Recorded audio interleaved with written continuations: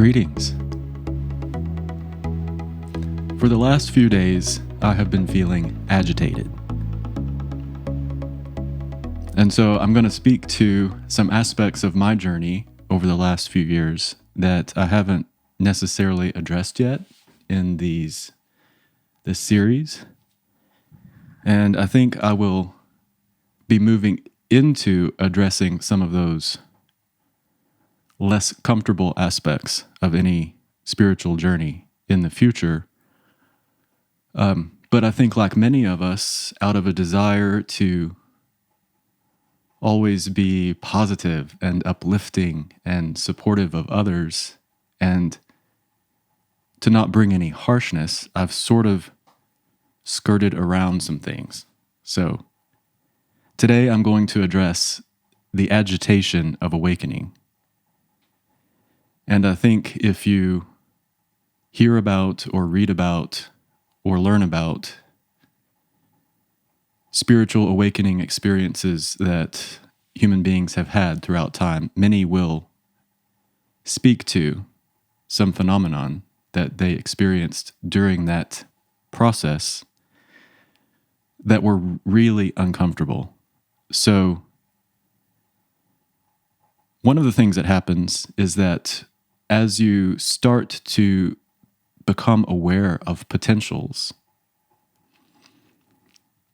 like the potential of yourself, the potential of your species, the potential of the planet, you begin to observe the disparity or the disconnect between where we are and what we could become. And so there's this duality, this dichotomy, and the more you observe it, it seems like the further and further apart things get. And your impulse, your creative evolutionary impulse, is wanting to like bring those two into coherence. And it's like agitating and frustrating. Like, why are we here when we could be here? So that's one. Another aspect or phenomenon that you may experience is the bringing to the light all of the stuff that has been in shadow. Now, these sound like dramatic terms, and in a way they are, but it's almost like a clearing or a cleaning or a purifying process of some of the residue or detritus that you have accumulated during the course of your lifetime. And so you can't necessarily turn your back on these aspects of yourself. You may be, or you will be invited to address them in some way. So those are a couple of different dynamics. So in my case, specifically over the last few days, I think first I want to say, hearkening back to my confession of being a lunatic, we had a new moon in Aries, I think on April 1st or 2nd, and I feel I was charged a bit by that energy. But along with that, I began to feel frustrated because the reality of my 3D daily life is imposing some requirements on me that are pulling me away from where my inspired focus is. And as much as I would like to say that I can conjure up inspiration and excitement for some of this 3D reality stuff, it's sometimes easier said than done, and you can't force that. So,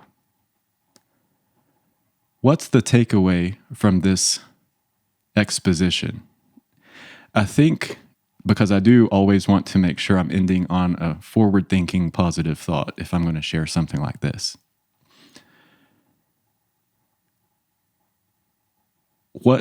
Ask yourself, if you find yourself in one of these situations where you're agitated or frustrated or uneasy about your spiritual journey, ask yourself, what is the attitude that I have about this experience? And empower yourself to shift that. So, for instance, in our modern American culture, perhaps I can say it's fair to say that many people are conditioned to feel uncomfortable about being uneasy. So we kind of avoid it. The truth and the reality is that unease and agitation and frustration are aspects of our experience here.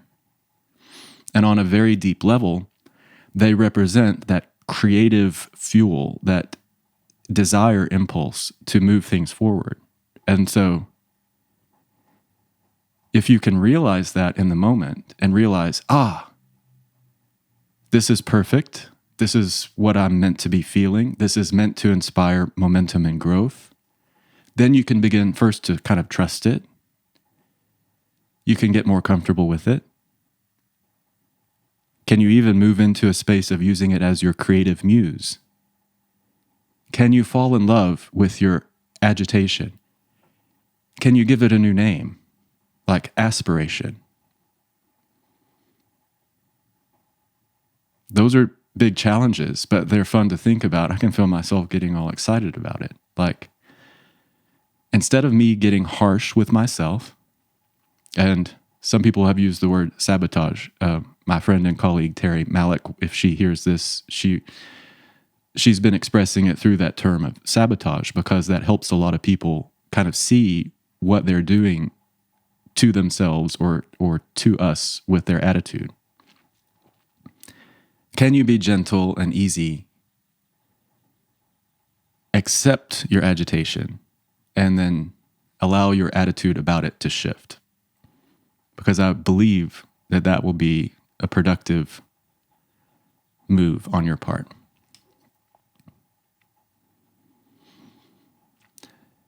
With regards to our potential collective awakening, many of us are beginning to wonder about or believe in the potential of humanity being at a pretty major crossroads where there's a lot of new potential waiting to be realized for us. And that's really inspiring. But when we look out at the world around us, we're observing not the new thing, but the old thing that we've already claimed in the past. And as we observe it, we continue to fuel it and give it energy and strengthen it. And that sort of delays the coming of the new. So how do we be in that? That's the big question. My suggestion is to give yourself at least a little bit of time every day where you're going to sort of loosen your attachments to what is and have fun playing with the idea and brainstorming about what is to come.